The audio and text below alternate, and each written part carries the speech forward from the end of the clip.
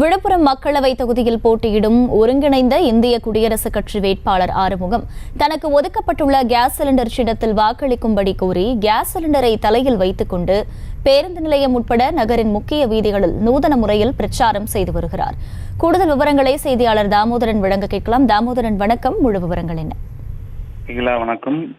தமிழகம் முழுவதிலும் பாராளுமன்ற தேர்தல் சூடுபிடித்துள்ளது. இந்நிலையில் விழுப்புரம் பாராளுமன்ற தொகுதிக்கு பல்வேறு நபர்கள் போட்டியிட்டுக் கொண்டனர். முக்கிய கட்சிகள் அதிமுக, திமுக உள்ளிட்ட கூட்டணி கட்சிகள் சார்ந்த பல்வேறு முக்கிய கட்சியின் வேட்பாளர்கள் பல்வேறு சூடுபிடிக்க கடும் வெயிலையும் பொருட்படுத்தாமல் அனல் பறக்கும் பிரச்சாரத்தில் ஈடுபட்டு வருகின்றனர்.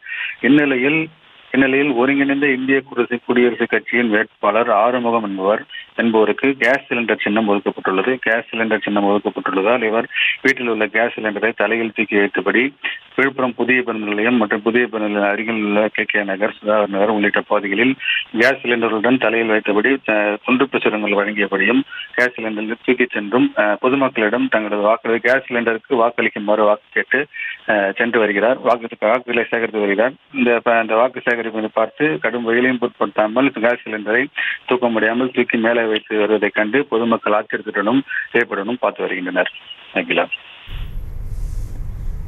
முழு விவரங்களுக்கு நன்றி தாமோதரன். செய்திகளை உடனுக்குடனும் துல்லியமாகவும் தெரிந்து கொள்ள சப்ஸ்கிரைப் பண்ணுங்க.